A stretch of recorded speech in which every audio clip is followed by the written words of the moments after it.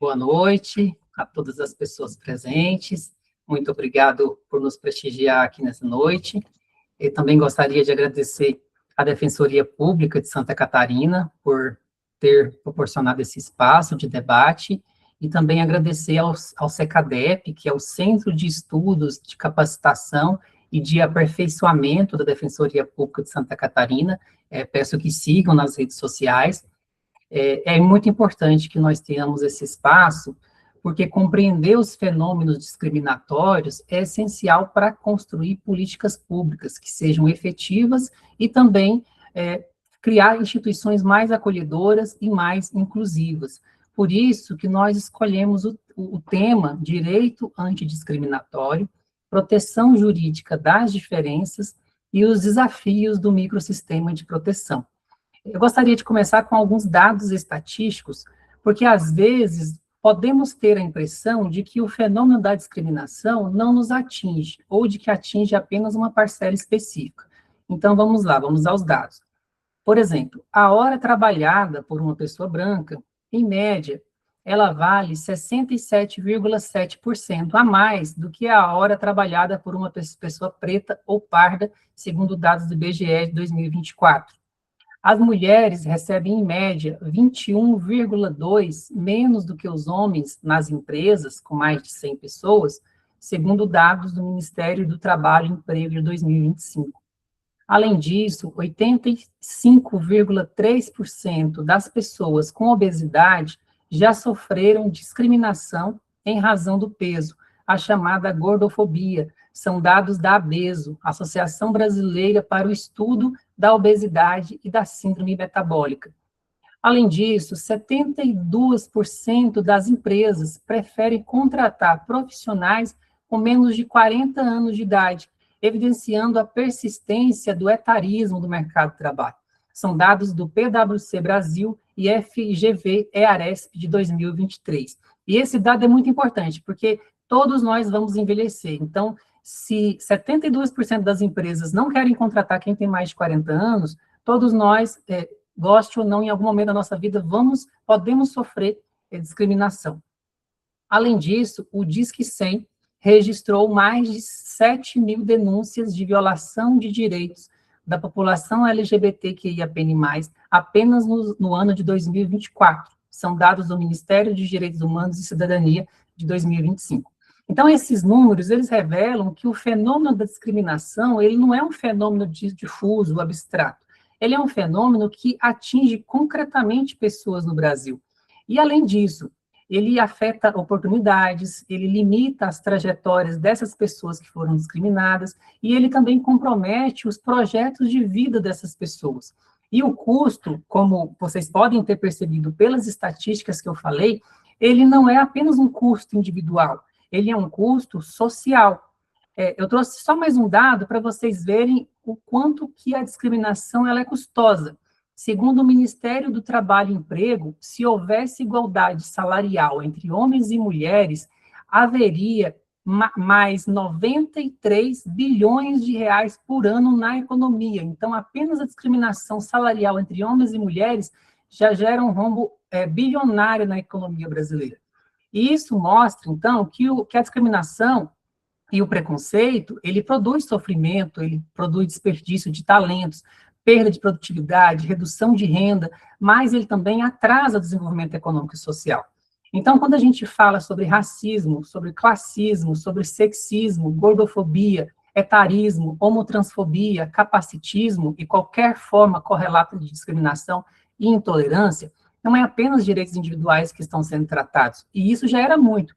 Nós estamos discutindo a criação de uma sociedade mais justa, humana e inclusiva. E para falar sobre isso, nós convidamos dois amigos muito queridos, muito contribuído para o combate à discriminação no país. Deixa eu só autorizar uma pessoa.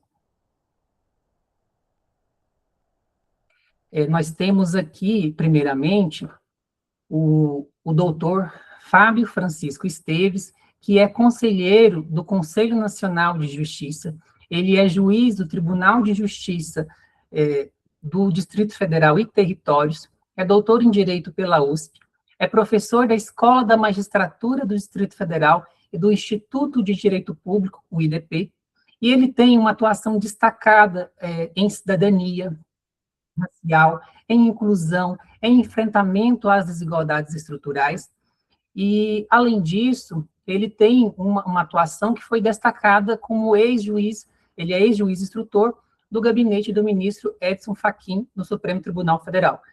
Boa noite, doutor Fábio, seja bem-vindo. Boa noite, muito obrigado pelo convite mais uma vez. Nós que agradecemos. Além disso, nós contamos com a presença muito ilustre do doutor Maurílio Casas Maia, que é doutor em Direito Constitucional pela Universidade de Fortaleza, a Unifor, com estágio pós-doutoral em Direito e Sociedade pela Unilassalle, Rio Grande do Sul. Ele é defensor público do Estado do Amazonas. Ele é autor da obra Microsistema de Proteção dos Vulneráveis, e ele tem uma atuação técnica e institucional voltada ao acesso à justiça, à tutela coletiva, aos direitos fundamentais e à proteção jurídica de grupos vulneráveis ou vulnerabilizados. E mais, ele é famoso entre nós defensores porque criou o termo custos vulneráveis, ainda lá em 2014, termo que posteriormente foi popularizado e foi aceito pelos tribunais superiores e muito nos orgulha. Boa noite, doutor Maurílio, muito obrigado. Boa noite, meu caro, é um prazer estar por aqui, dividir esse momento também com o Dr. Fábio, além dos demais presentes. Quero sempre retornar sempre que possível, mas desde já, muito obrigado pelo convite e vou aqui aprender também e trocar ideias. Muito obrigado. Obrigado. E como combinado com as autoridades, como é um bate-papo, a ideia é que seja um pouquinho menos formal. Então, a partir de agora, nós dispensaremos as formalidades e nós vamos nos chamar pelos nomes. O primeiro bloco, nós vamos tratar sobre processos discriminatórios, regulação social e custo da discriminação. Esses dados que a gente acabou de ver, eles mostram, como já dito, que a discriminação ela não se resume a atos isolados de preconceito. O preconceito existe também como mecanismo de regulação social, e isso afeta quem se vê como pertencente da sociedade e das instituições, e também como competente e adequado para estar naqueles lugares. Então, esse processo acaba impondo padrões de conformidade que vai criando obstáculos adicionais para grupos que já são historicamente marginalizados. E isso afeta reconhecimento, afeta pertencimento e afeta o acesso a oportunidades. Então, em uma sociedade democrática e plural, é fundamental que a gente reflita sobre a proteção jurídica das diferenças e o papel das instituições. Por isso que eu quero perguntar para o Fábio, a primeira pergunta, no seguinte sentido. Fábio, muitas formas de discriminação, elas não aparecem como uma exclusão explícita, mas como uma exigência silenciosa de adequação a certos padrões que são considerados normais e aceitáveis pela sociedade. Como você avalia os impactos sociais e emocionais dessa pressão de conformidade sobre os grupos que são historicamente vulnerabilizados? Bom, boa noite mais uma vez. Cumprimentar aqui todos que estão aqui na sala conosco e quem de alguma forma esteja nos acompanhando. Isso é uma questão, inclusive, que é objeto dos meus estudos, que são os estereótipos, né? A gente, de alguma forma, produz uma discriminação muito sofisticada ao pôr em circulação estereótipos negativos de raça, que é o objeto do meu estudo. E tem uma questão que é importante, que é nessa questão da conformação, nessa pressão toda, que às vezes ela nem precisa ser necessariamente uma pressão, mas a gente tem alguns estudos sobre a ameaça dos estereótipos, né? Quando o estereótipo ele passa de alguma forma a ser confirmado pelo grupo contra quem ele é dirigido. Na audiência pública da DPF 635, quando a gente escuta os relatos das mães, né, das comunidades, mas especialmente das mães, a gente percebe muitas vezes a assimilação ao estereótipo criado. Então, quando a gente vê ali algumas mães dizendo, olha, porque nós moramos aqui na comunidade, então a vida é assim, né? E a vida não é assim, ou seja, a vida é assim, como ela tem uma mãe que diz, olha, a gente sabe que a vida aqui é a vida de pobre, é a vida do preto, é a vida do... Então, esta assimilação, ela é a prova de como que essa pressão, ela se dá de uma maneira muito sofisticada, as pessoas nem se dão conta que às vezes elas estão assimilando e reproduzindo, e aí a resposta da sociedade acaba sendo legitimada quando essa resposta é uma violência contra um estereótipo negativo. E a gente tem alguns estudos sobre essa questão da ameaça de estereótipos, né? Então a gente coloca, por exemplo, às vezes, testes onde as pessoas negras, elas são examinadas entre as pessoas negras e tem um rendimento muito maior de quando entra ali uma pessoa não negra, ou então outros testes são feitos nesse sentido. Mas a gente tem que entender que isso não é nada natural, é uma tecnologia para produzir as assimetrias. Então, quando a gente cria o estereótipo já para que ele performe, de alguma forma, estabelecendo a hierarquia entre os grupos sociais, a gente também já embute nesse estereótipo um mecanismo para a assimilação, para que a ameaça do estereótipo faça ser concretizada. E como é que a gente vai enfrentar esse tipo de situação? Várias medidas, mas olhando para o nosso caso, que é o sistema de justiça, um sistema de justiça que seja plural. A gente não vai conseguir governança nenhuma dos vieses cognitivos motivados por estereótipos se a gente tiver uma monovisão de mundo, ou que muitas vezes reproduz esses próprios estereótipos, né? A instituição precisa dessa governança, na minha visão, um tanto plural, para poder ter algum tipo de eficácia. Essa fala que o senhor trouxe, eu acredito ser muito relevante, porque a questão do estereótipo, ela parte de uma pré-compreensão, né, que essa pré-compreensão, ela já é moldada pelas hierarquias sociais, e acaba que ela gera uma revitimização dessa população, né, porque ela já internaliza essa visão de que ela nem deve estar em certos espaços. Então, tem um custo invisível do não acesso a essas pessoas que não se sente pertencente naquele espaço, né? E sobre isso, a doutrina do direito antidiscriminatório traz ao debate aquela questão do custo social e custo psicológico da discriminação, né? Porque quando nós não nos sentimos pertencentes a uma instituição, nós não nos sentimos pertencentes a um espaço, isso também gera o sofrimento daquela pessoa e também gera um adoecimento, né, daquele grupo, né? Então, muito bacana, muito importante essa fala. Gostaria agora, então, aproveitar esse gancho e fazer uma pergunta para o doutor Maurílio, no seguinte sentido. Maurílio, quando os processos discriminatórios produzem não apenas exclusão material, mas também o sofrimento psicológico, como dito agora há pouco, além de invisibilização, dificuldade de pertencimento social, como o sistema de justiça ele pode reconhecer e enfrentar essas vulnerabilidades de uma forma realmente efetiva? Pergunta muito importante, meu caro Rogério, e aqui eu faço coro com o doutor Fábio. Realmente precisamos perceber os problemas que nos circundam, né, e não naturalizar aquilo que jamais deveria ter sido naturalizado, né, jamais foi natural. A sociedade, infelizmente, muitas vezes, e quando eu falo sociedade ciente abstrato, na verdade é composta por pessoas, né, então todos nós temos algum nível de responsabilidade nessa continuidade do estigma, continuidade do estereótipo negativo. Então, acho que o primeiro ponto é a famosa mão na consciência, mas uma mão na consciência institucional, né? A gente precisa trabalhar aqui como defensores, promotores, juízes, advogados, enfim, servidores em geral. Nós precisamos colocar a mão na consciência, primeiro como sujeitos, e em segundo lugar, levar isso às instituições, para realmente gerar uma mudança, um ataque, de fato, a esses estereótipos negativos. Aí eu quero lembrar que hoje, e já há bastante tempo, a teoria tem que ser uma arma na mão dos bons profissionais. E quando eu falo em teoria nesse ponto, meu caro, eu quero lembrar a pesquisa do acesso global de acesso à justiça, o projeto global de acesso à justiça, melhor dizendo. Nesse projeto, há uma proposta de uma sétima onda que busca remover obstáculos, especialmente de gênero e raça, no sistema de justiça. Isso vai incluir o acesso aos cargos, que o doutor Fábio tanto mencionou aí. Eu acredito que levar esse aporte da academia, dos professores também, as pesquisas que se fazem para esse cenário, para validar, justificar essa melhoria do sistema é muito importante. Nós temos uma outra proposta bem mais antiga, de quarta onda renovatória de acesso à justiça, do professor Kim Economics, que hoje vive na Austrália. E ele trabalhava naquele cenário que a educação precisa ser transformadora. Isso nos lembra até Paulo Freire também, né?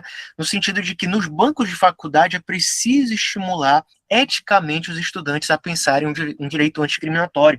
Então, os impulsos do Conselho Nacional de Justiça, das defensorias, dos ministérios públicos que trabalham nessa perspectiva antidiscriminatória precisam ser cada vez mais ampliados, mas eu quero dizer com muita ênfase, principalmente a partir do futuro do direito, que são aquelas pessoas que agora estudam. Talvez tenhamos estudantes aqui nos vendo, então acredito que a gente precisa principalmente reforçar. Eu não sei se o doutor Fábio vai convir comigo e também o doutor Rogério, e perdoa, eu vou quebrar a formalidade, tá, meu amigo? Como você pediu, mas vamos com calma. É muito difícil, às vezes, quebrar esse estereótipo da formalidade no direito, mas eu vou conseguir. Fábio, Rogério, a gente precisa pensar, será que a gente teve realmente direito antidiscriminatório quando se falava lá que a Constituição da República combate toda forma de discriminação? Ou simplesmente era uma palavra solta ali, um dispositivo qualquer?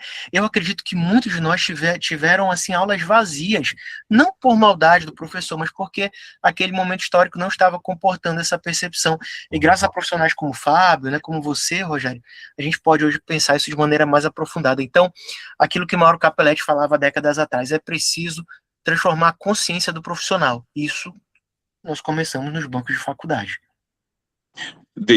Se me permite, eu claro, vou subscrever todas as observações que o Maurílio faz, e aí começando pela questão do ensino, né? Nós temos um ensino que ele a gente fala assim, ensino ruim. Não, não é um ensino ruim, é um ensino ótimo para produzir a discriminação.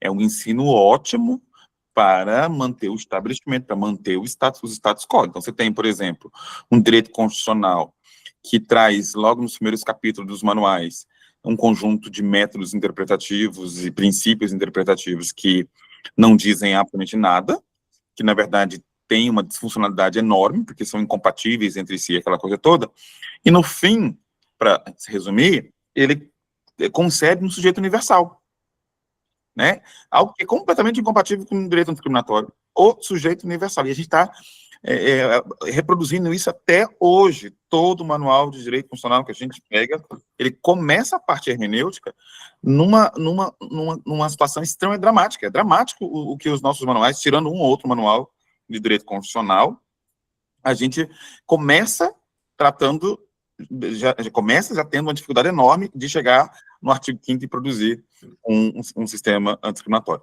E aí, quando a gente está discutindo na academia, por exemplo, e a gente traz, por exemplo, aqui a questão da Defensoria Pública e do CNJ, né? Hoje a gente trabalha com políticas públicas nacionais, políticas judiciárias nacionais, as pessoas ficam meio que confusas, meio que, assim, até querendo criticar, mas às vezes até sem compreender adequadamente que o direito, ele só vai ser possível, sobretudo o direito antidiscriminatório, com a política nacional da pessoa idosa que tem aqui no CNJ, a política nacional judiciária da pessoa com deficiência, eu sou supervisor da política nacional da infância. Então, a gente vê, por exemplo, que quando a gente vai produzir direito antidiscriminatório, a gente pensa nas infâncias, no meu caso aqui, pensa em infâncias, em adolescências, e a perspectiva, ela é sempre múltipla, plural e estrutural. Aí a gente consegue pensar no direito antidiscriminatório. Mas, para isso, a gente ainda tem dificuldade com a epistemologia. A gente não tem uma epistemologia para construir, por exemplo, um mecanismo de produzir direito antidiscriminatório de maneira estruturada. Nós estamos agora começando, né, com os processos estruturais, mas a compreensão ainda é muito hermética, né? A gente pensa em processo estrutural, mas está pensando ainda num sujeito universal, está pensando ainda num juiz que quer, de alguma forma, remover orçamentos, está pensando num juiz que ainda quer construir alguma casa de instituição de acolhimento e não senta e analisa os aspectos estruturais. Então, a gente vê que algo está muito ligado ao outro, né? O aspecto epistemológico, o aspecto da formação, etc., e a entrega que, para um país como o nosso, que consome bilhões de reais com um sistema de justiça, ainda tem crianças com escola sem parede em algum estado nesse país. e que é resultado de um processo discriminatório. Aquilo não é um acidente material, aquilo é um processo discriminatório com relação a essa situação material. Só uma observação antes, ao final nós vamos abrir um espaço para perguntas, tá bom, pessoal? Assim que passar o próximo bloco, nós voltamos.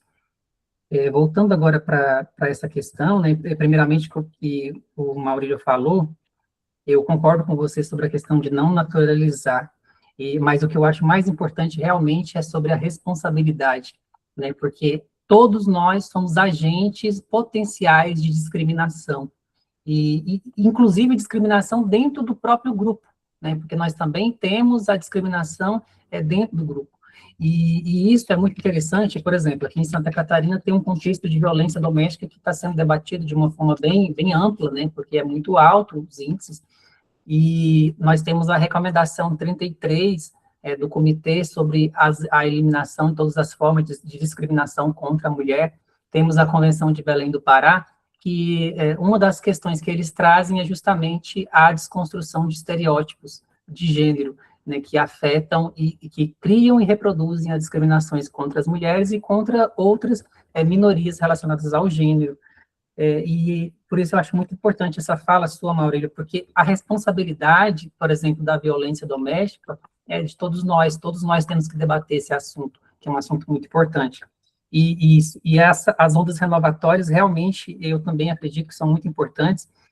Essa sétima onda, ao trazer a soma de raça e gênero, é muito importante, especialmente porque, por exemplo, as mulheres pretas, elas têm um contexto de discriminação reforçado e que é uma camada extremamente excluída da sociedade e das oportunidades, até mesmo dentro de movimentos de feminismo, né, conforme é tratado na teoria crítica. Então, realmente é muito importante ter esse debate conjunto, porque até mesmo, inclusive as resoluções do CNJ, melhor dizendo, tem, por exemplo, a resolução da perspectiva de gênero e tem agora a resolução da perspectiva étnico-racial. E uma das coisas que essas resoluções trazem é justamente a necessidade de tratar da perspectiva interseccional, porque esses fatores de exclusão não costumam ser tratados de uma forma separada, né? Por isso que essa questão que o Fábio trouxe, do cidadão universal, é tão importante, porque não existe esse cidadão universal, né? Que, no geral, é uma pessoa branca, europeia, católica. Hoje mais do que nunca, a sociedade ela é massificada, ela é plural, e aceita uma diversidade muito grande. Então, é muito enriquecedora a fala de vocês dois. Obrigado. E agora a gente vai passar para outro bloco, que é discriminação organizacional e os desafios do microsistema de proteção. Porque a discriminação é comum associá-la a comportamentos individuais, no sentido de que aquele preconceito existe porque aquela pessoa tem um desvio de caráter, aquela pessoa se excedeu, aquela pessoa não queria discriminar. Mas os estudos contemporâneos, especialmente da teoria crítica, mostram que os processos discriminatórios, eles partem não só de atos individuais, mas também de atos institucionais e também de atos estruturais, que decorrem da estrutura, até mesmo porque esses cidadãos que discriminam, eles vão integrar instituições. A partir do momento em que eles integram as instituições, eles vão reproduzir a discriminação que nós aprendemos a discriminar desde criança em vários aspectos. Então, essas, muitas das vezes, práticas que aparentemente podem ser tratadas como neutras, elas podem gerar também discriminação. E por isso que é necessário identificar essas formas menos visíveis de discriminação, porque a discriminação direta ela já é bem debatida, mas a discriminação indireta, aquela discriminação estrutural, ainda não é completamente compreendida pela sociedade. E é por isso que nós vamos tratar, primeiramente, com o Maurílio, na seguinte questão.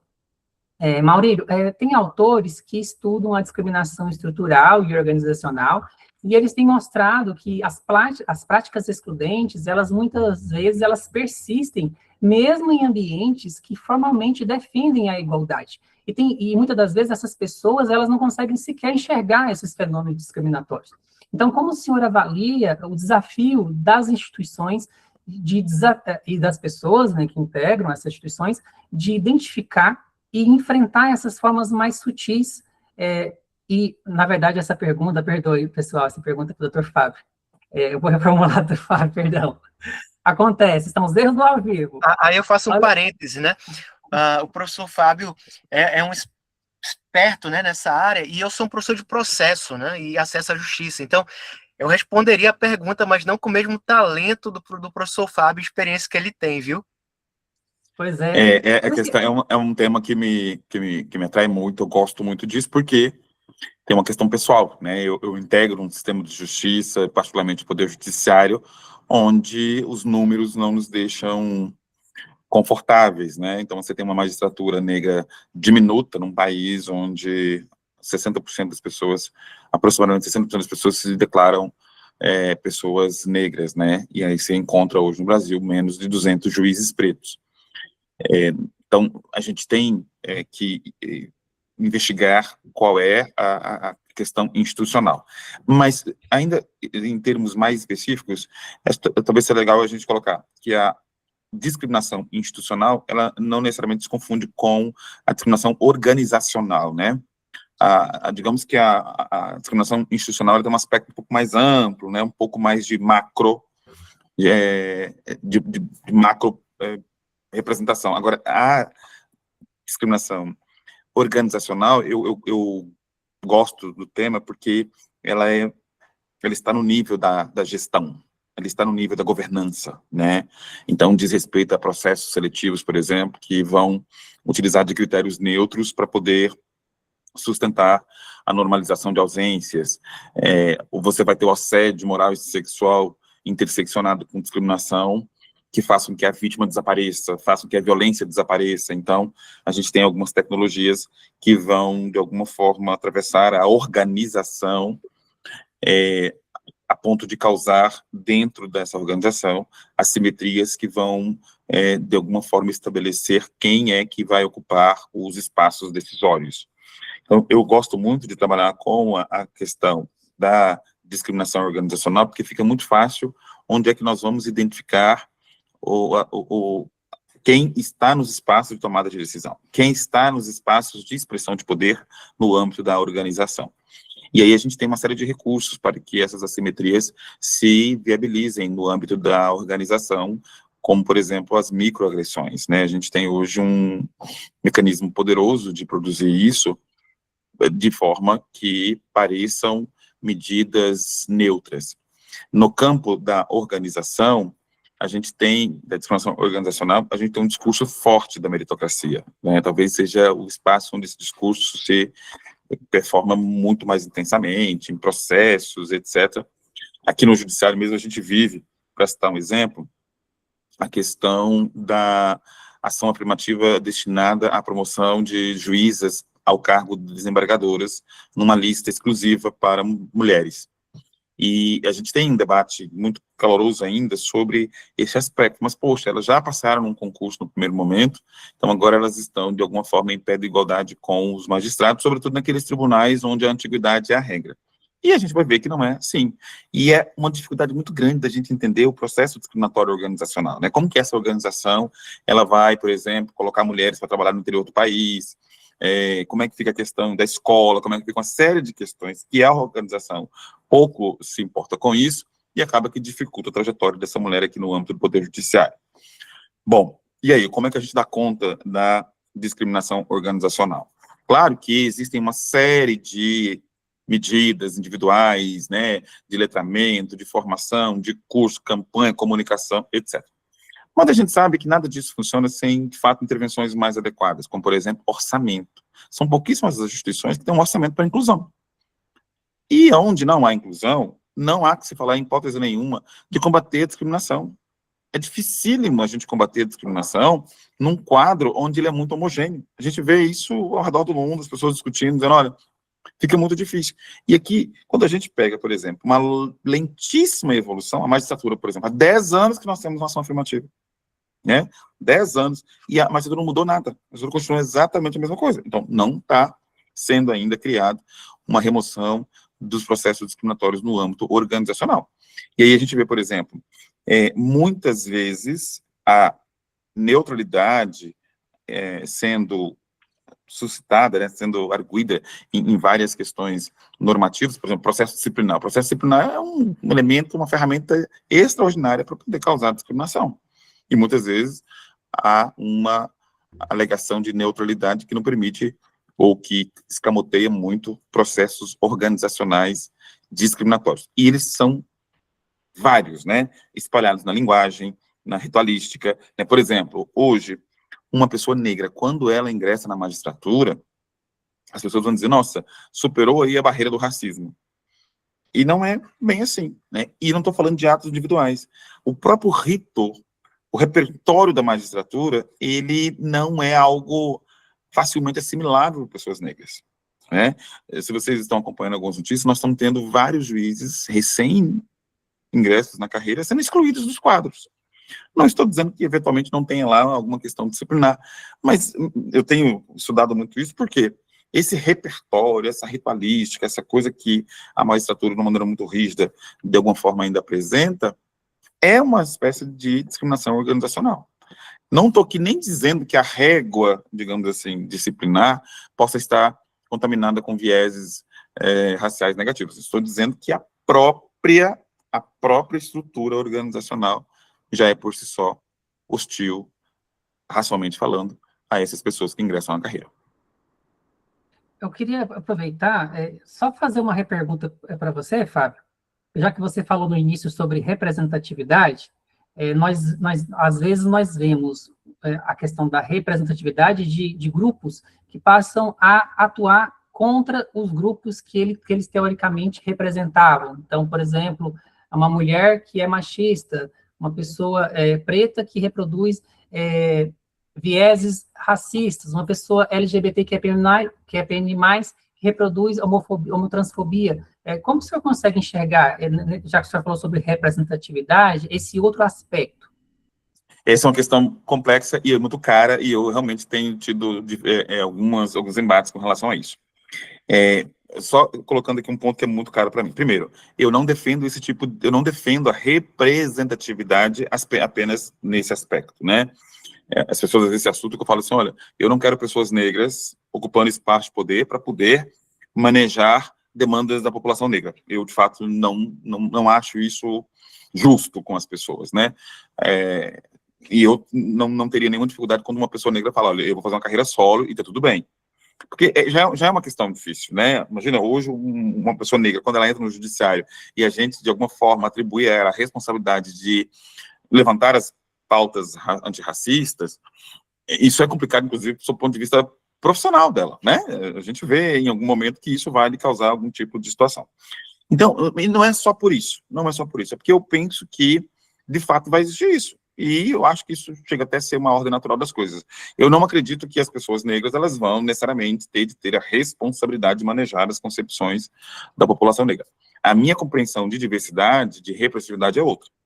Porque é na pluralidade institucional que nós vamos, sim, mobilizar as concepções, e aqui eu falando um pouquinho do work, né, as concepções de moralidade política da população negra. Mas essa mobilização, ela vai se dar, aí tem os estudos lá do professor Samuel Somers e da professora Joy Milligan, elas vão serem mobilizadas a partir do plural, né? O professor Somers, ele faz um estudo em que tribunais plurais necessariamente têm uma qualidade de trabalho mais aprofundada, e a presença do diferente nos quadros institucionais faz com que as pessoas brancas, por exemplo, mobilizem concepções de moralidade política, concepções políticas da população negra.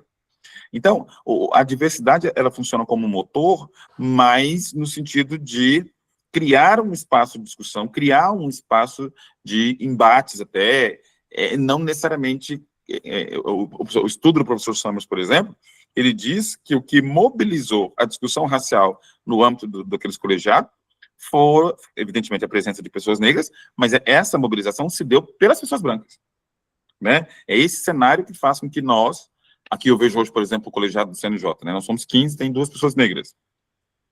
Então, de alguma forma, e 5 mulheres, de alguma forma, a gente mobiliza essas pessoas a olhar para as questões raciais, para o bem ou para o mal. Não estou dizendo que vai olhar necessariamente positivo.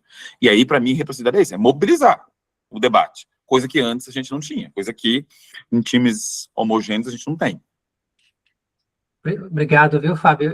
Desculpa ter saído um pouco do script aqui, de ter feito uma repergunta, mas é porque, já que você trouxe esse tema da representatividade, que é muito mal compreendido pela sociedade, eu achei interessante ter perguntado, e felizmente perguntei, porque você trouxe essa resposta brilhante, né, que é muito importante a gente promover a diversidade das instituições, porque a sociedade, ela é plural, então não faz sentido que as instituições não reflitam, até mesmo porque a pessoa, quando busca a instituição, se ela não consegue se reconhecer na instituição, às vezes ela nem vai, ela vai ter uma limitação de acesso a direitos.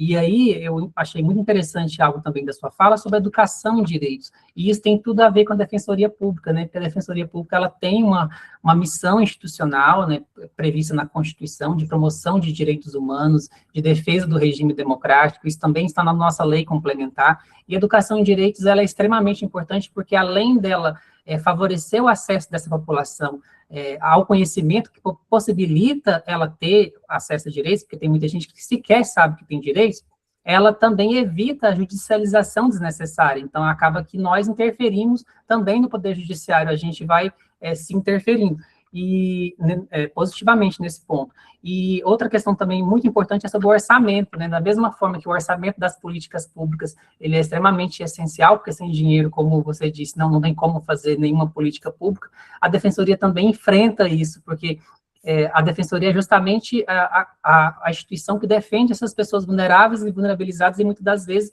ela tem dificuldade orçamentária, e mesmo assim nós temos feito um trabalho dentro das possibilidades que eu considero louvável, mas é sempre importante trazer esse debate, né, de qualquer promoção de direitos precisa de orçamento, porque senão a gente não consegue implementar da forma como deveria, ou ampliar o acesso à justiça da forma como gostaríamos. E agora, eu vou até aproveitar esse gancho e fazer uma pergunta para o Maurílio. Maurílio, é o seguinte, até perdão por ter alongado um pouquinho aqui, né, nesse bloco, quando essas práticas discriminatórias, elas deixam de aparecer como atos individuais explícitos e passam a operar pela própria cultura organizacional ou institucional, quais instrumentos jurídicos e processuais são importantes para a proteção desses grupos vulneráveis ou vulnerabilizados? Maravilha, meu amigo. E você não tem que pedir desculpa de nada, viu, meu amigo? Você está aqui trazendo um momento muito reflexivo para todos nós, inclusive o primeiro instrumento é esse, educação em direitos. Dentro ou fora do processo, é importante que os profissionais se atualizem, acompanhem as mudanças, né? Então, veja só, nós temos colegas defensores que talvez não trabalhem com essa pauta, mas precisam dela para fazer o melhor atendimento, e assim também promotores, juízes, advogados. Então, o primeiro ponto, eu acredito que até pré-processual, embora possa acontecer no curso do processo, é pensar que essa educação em direitos, ela tem que ser feita também para o profissional, talvez até com mais razão, porque se esse profissional, defensor, advogado, promotor, juiz, continuar a replicar inconscientemente vieses de preconceito, nós não vamos ter alteração nenhuma no sistema, ou talvez tenhamos, mas a fórceps, né, e não mais espontaneamente. Esse é o primeiro ponto. E aí você pergunta sobre instrumentos processuais. Eu quero começar por uma alteração que nós tivemos por volta de 2020 a 2021 na lei antirracismo, Fábio. Nós tivemos a inclusão do artigo 20D, que trata ali daquilo que a gente costuma chamar de assistência qualificada à vítima, né, de um defensor integral dos interesses da vítima. O artigo 20D da lei antirracismo, ela passou a prever, em 2020 ou 2021, passou a prever a figura do defensor, da assistência qualificada. E quando eu falo assistência qualificada, eu quero sim fazer uma analogia com outros grupos vulnerabilizados que já têm previsão similar, como, por exemplo, quando a gente olha para a Lei 11.340, a Lei Maria da Penha, ali no artigo 27 e 28, tem a figura da defensora da mulher, né, ou da assistente qualificada da mulher, que tem que trabalhar de modo interdisciplinar, e não só naquele processo, mas para facilitar as medidas judiciais ali, até de outra natureza, processo de família, assim por diante. Quantos de nós aqui já vimos em ação esse artigo 20D?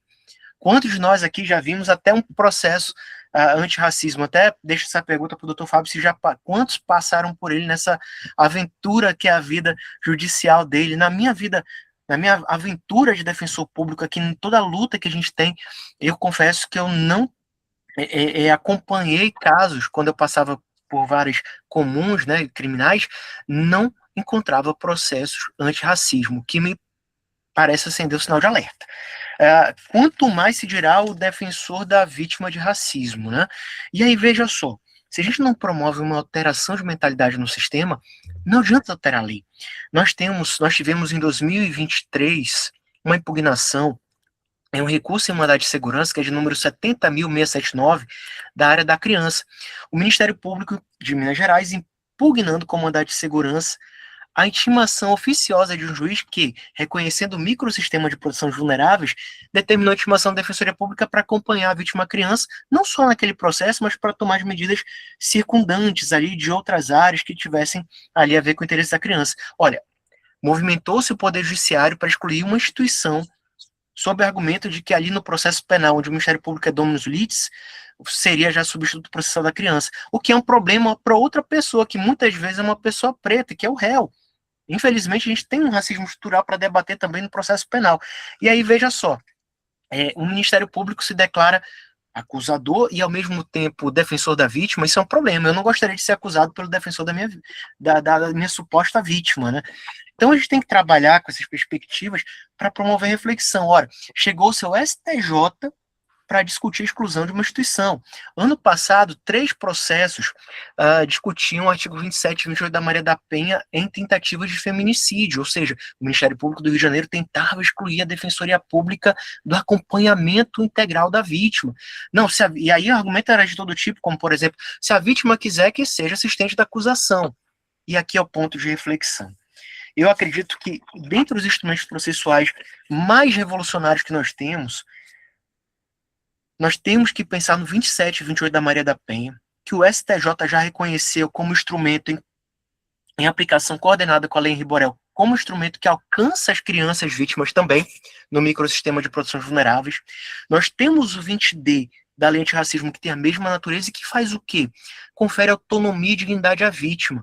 Ela deixa de ser uma figura que ela vai servir aos desígnios probatórios do Estado acusador, ela deixa de poder ser manipulada até por uma defesa apelativa do réu, seja por defensor, por advogado, e passa a ter vida própria, uma tendência que nós teríamos, até pensando no caso Favela Nova Brasília, de garantir maior participação da vítima. O Fonavide 50, doutor Fábio, doutor Rogério, que traz ali a possibilidade da vítima não ser revitimizada, de se não quiser se pronunciar, ela não vai ser obrigada a isso, claro, sem desonerar as instâncias, né, de investigação, de acusação, de apurar se está tendo algum tipo de pressão indevida contra ela, isso aqui não se defende de maneira alguma, mas veja só, foi necessário que o Fonavide, que os juízes da violência doméstica e juízes reconhecessem esse direito da vítima de não ser revitimizada, de se pronunciar se quiser e se não quiser, de não ser forçada. Em 2017, quando eu atuava ali em vários criminais comuns, ali na defesa do réu, considerava-se um absurdo que a vítima não quisesse falar, e se fazer o quê? Condição coercitiva, muitas vezes de maneira muito grosseira. Afora os casos em que a vítima, já traumatizada, muitas vezes faltava com alguma informação mais adequada, e às vezes ela era obrigada a reafirmar algo que ela não queria reafirmar, porque não foi bem daquele jeito a história, ou seja, o réu poderia ficar silêncio para não se autocriminar, mas a vítima tinha que escolher entre dizer que não falou bem a verdade, ou reafirmar do jeitinho que o acusador queria, sob pena de sofrer uma ação de denunciação caluniosa. Então, eu queria deixar claro aqui que eu acho que do microsistema de proteção dos vulneráveis, essa figura da participação autônoma da vítima, de não subordinar os interesses nem da defesa e nem do Estado acusador, de não ser só um mero instrumento de prova, uma fonte de provas para ninguém ali do processo, eu acredito que é o mais revolucionário que se tem hoje. Por quê? Porque o microsistema de proteção dos vulneráveis, no mínimo, garante à vítima da violência doméstica, a vítima criança ou mulher, e a vítima de racismo, que eu ainda não vi em ação, repito, doutor Fábio, esse dispositivo, tá? São instrumentos que garantem a fala própria, ela não vai ser substituída por ninguém, ela vai falar o que ela pensa, se quiser acompanhar o Ministério Público, acompanha, se não quiser também não acompanha, se quiser até recorrer contra a manifestação ministerial, o fará. isso gera muita polêmica, mas eu vejo um movimento contra essa participação autônoma da vítima, e digo mais, a Lei Complementar 80, lá no artigo 4º, salvo engano, inciso 18, garante às vítimas de crimes violentos também essa participação da Defensoria Pública. Então, nós precisamos pensar nessas vítimas do direito, no contexto de direito antidiscriminatório, em uma participação mais autônoma, empoderada, de fato, de trazer instrumentos. E eu termino aqui, concluindo, com outro instrumento que é a dimensão coletiva. Pedidos de suspensão no tribunal. Os pedidos de suspensão no tribunal são originariamente muito utilizados pelo Estado, pela União, pelos municípios, para suspender decisões que supostamente causariam lesão à ordem, à saúde, economia e segurança pública. O Dr. Fábio já deve ter deferido alguma liminar em ACP que foi suspensa pela presidência do tribunal, um pedido nesse sentido de um órgão de Estado. O Ministério Público também tem legitimidade, mas me parece que usa muito menos, até porque propõe mais ações civis públicas que geralmente são suspensas pelo Estado. A Defensoria Pública, pensando no microsistema de processo coletivo, começou já há mais de 10 anos, mas é algo muito incipiente ainda, a usar não só para se defender, para defender seu próprio interesse, mas para defender os grupos vulneráveis, inclusive nesse contexto antidiscriminatório, quando há um impacto à ordem pública sobre esses grupos. Hoje nós temos um STF cujo plenário já deferiu essa legitimação para defender grupos vulneráveis. Isso é um passo importantíssimo na história. Por quê? Porque se reconhece que esse instrumento, que antes, outrora, só se dizia que era autoritário porque só o Estado usava, ele pode ser usado em favor de grupos vulneráveis. Mas a Corte Especial da STJ ainda pensa em contrário, então tem um conflito. Então são instrumentos que eu acho que podem revolucionar o próprio direito antidiscriminatório no plano individual e no plano coletivo. E no plano extrajudicial, temos que pensar um combate aqui, aquilo que se chama, doutor Fábio, de branqueamento do orçamento público. Eu recomendo e fecho aqui recomendando o livro da doutora Veridiana Carmelito, tá, que tem um livro sobre branqueamento do orçamento público. Por que será que o menor orçamento do sistema de justiça é da Defensoria Pública? A quem ela serve? Por que será que a maior parte dos orçamentos públicos são voltados, muitas vezes, para áreas que já são consideradas brancas, né? Então, eu fecho com essa reflexão. Participemos mais dos debates do orçamento público, vamos estimular que os políticos olhem mais para essa crítica de um tal orçamento branqueado, né? E dar mais visibilidade para quem está invisível na luta orçamentária. Me perdoem aqui se me empolguei demais, também falei demais, mas eram as reflexões que eu queria deixar sobre os instrumentos. Não, que isso, Maurílio. É uma honra ouvi-lo.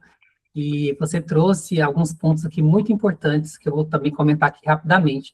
O primeiro, quanto à questão da lei antirracismo, que na minha concepção também foi uma lei muito importante, porque o professor Adilson Moreira, no livro Tratado de Direito Antidiscriminatório, uma das questões que ele trata é sobre o racismo recreativo e a homotransfobia recreativa. E muitas das vezes era difícil de enquadrar, sempre é difícil de enquadrar, porque sempre fica como se fosse uma brincadeira, aquela atitude discriminatória. Isso em qualquer grupo, gordofobia, etarismo, qualquer sexismo também.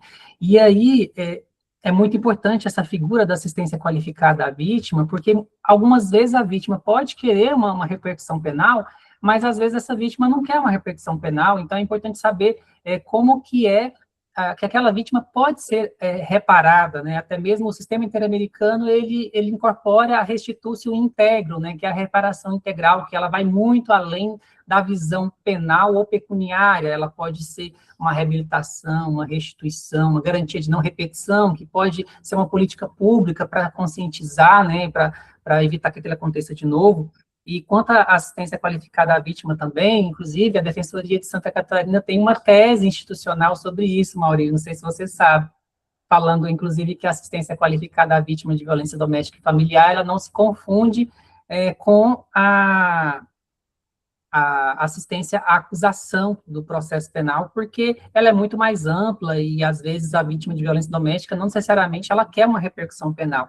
E mais uma questão também relacionada a isso, a recomendação 35 do Comitê sobre a eliminação de todas as formas de discriminação contra a mulher do Sistema ONU, eles trazem nessa recomendação algo muito importante, que é não recomendação de conciliação e mediação em casos de violência doméstica e familiar, porque gera revitimização. E como você falou, Maurílio, a gente vê na prática isso acontecer recorrentemente, de ser designada audiências, e aí a gente peticiona, né, pedindo para não ter, justamente por conta disso, porque pode gerar revitimização.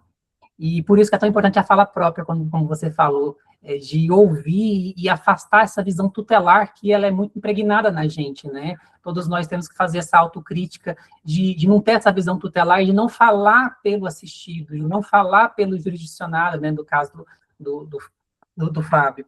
E só para finalizar, achei muito interessante você trazer o caso da favela Nova Brasília, porque esse caso incorpora, de certa forma, no âmbito nacional e traz um debate muito forte da perspectiva da vítima, né? Porque o sistema interamericano, ele adota a perspectiva centrada na vítima, então a restituição integral mais a perspectiva centrada na vítima, justamente no sentido de impedir que a vítima, que já foi esquecida durante tanto tempo, volte a ter um protagonismo, né?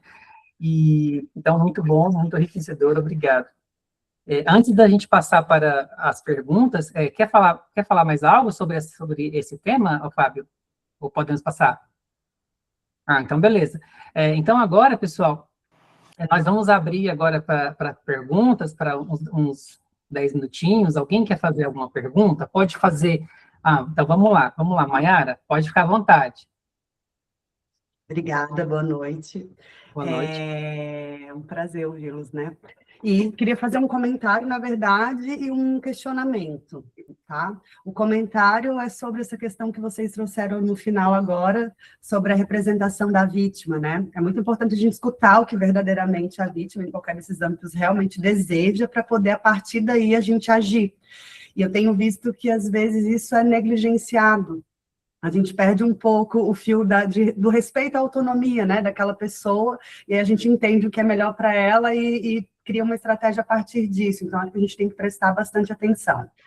Uma segunda questão é que, recentemente, aqui em Florianópolis, na verdade, em São José, eu tomei conhecimento que a Vara da Violência Doméstica aqui, eles estão designando sessão de mediação dentro do procedimento de medida protetiva de urgência. O que é um absurdo, para mim, isso não existe lugar nenhum, não faz o menor sentido, né? Enfim, já estou adotando algumas providências, mas é porque eu queria compartilhar para saber se isso está acontecendo em algum outro lugar, se vocês também têm notícia de uma situação como essa. E a terceira questão, na verdade, não são duas, então, é que eu tenho participado dos grupos reflexivos para homens autores de violência, aqui em Florianópolis, né, em parceria da UFSC com o Tribunal de Justiça. E nesses grupos, recorrentemente, tem surgido uma situação muito ruim, na verdade, que prejudica o andamento da própria atividade. A gente tem homens reunidos ali, homens brancos, com uma condição financeira muito boa, e homens negros com uma condição financeira muito precária. E esses homens chegam para participar desse processo reflexivo com as suas experiências muito distantes. E eles têm sempre trazido para a gente diferente de tratamento que eles sofrem na delegacia. Porque esse homem branco, normalmente, né, com condição melhor, está sempre acompanhado de um advogado, então ele é ouvido, né, enfim, uma série de circunstâncias ali que acometem ele. Diferente desse outro homem, né, normalmente negro, que é o que a gente tem percebido ali nas dinâmicas. E aí a minha pergunta em relação a isso é o seguinte: diante desse fato, se a gente desconsidera a questão da simetria de gênero, a gente tem alguma dinâmica que a gente consegue entender semelhante, tanto para a mulher vítima, que é nessa situação de violência a parte vulnerável, quanto para esse homem que nessa relação de violência não é a parte vulnerável, mas ainda assim, em determinado contexto, é discriminado? Tem como a gente trazer isso, algumas afinidades, enfim, acho que a pergunta seria mais ou menos essa. Quem quer responder? Alguém de vocês dois? Quer comentar? À vontade. O Maurílio pode começar e eu sigo. Maravilha. Maiara, né? Tudo bem, Maiara? Boa noite. Prazer te ouvir. Primeiro ponto, deixa aqui, você comentou aí da atuação em relação à violência doméstica contra a mulher, tá um sucesso aí na atuação.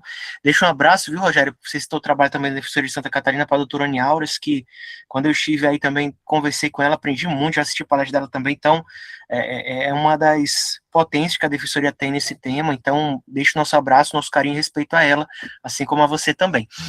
O segundo ponto, me parece aqui, Mayara, que foi sobre a questão da designação de audiência de mediação em processo de medida protetiva. E, bem, como eu sou, doutor Fábio me permita, como eu sou agente parcial no processo, e aí também usando o lado de professor aqui acadêmico para usar toda a independência que eu posso, me causa espanto e até me preocupa que eventualmente esteja usando argumentos referentes aí à constelação familiar dentro de processo de violência doméstica.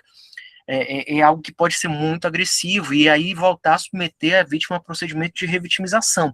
Então, para começar, o Fonavide 50, que é um atesarado de membros do Judiciário Nacional, pode ser um bom começo, porque a vítima pode não querer se pronunciar num procedimento de mediação e conciliação, e eu acredito que o Fonavide 50, principalmente sendo um procedimento de medida protetiva, tem que ter eficácia para garantir que ela não vai ser obrigada.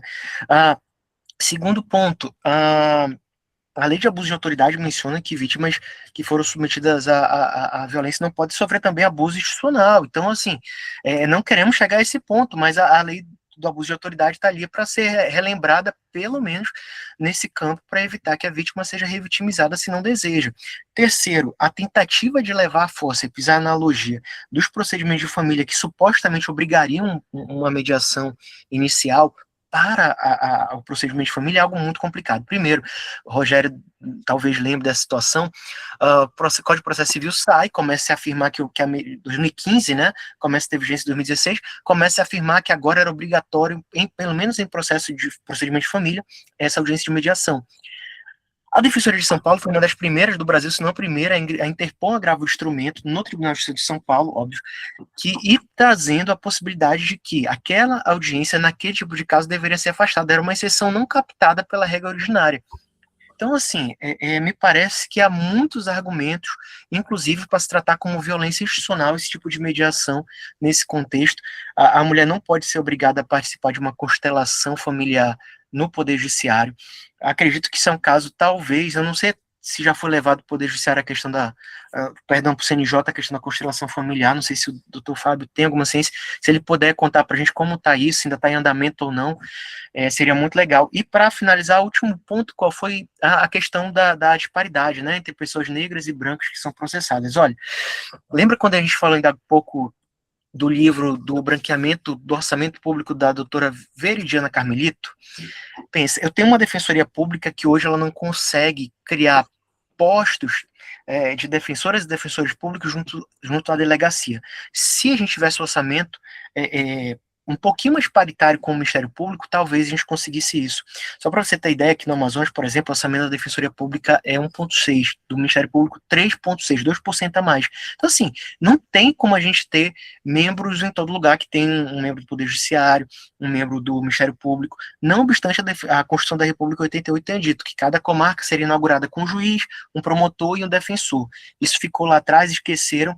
E o quanto disso tem a ver com o problema do branqueamento orçamentário? Acho que a gente precisa refletir sobre isso também, né? Se eu não tenho defensores públicos e defensoras públicas com essas pessoas na delegacia, como aquele cara rico, branco, tem o seu advogado, talvez o problema esteja nessa origem. Eu não consigo ter membros suficientes para estarem com essas pessoas ali. E aí eu fecho, já permitindo do Fábio aí a palavra, dizendo só que o quanto daquela educação transformadora, antirracista, para os delegados não está faltando também, para os servidores da polícia, né? E aí isso vai se esticando por todo o procedimento muitas vezes, né? Vai se alongando.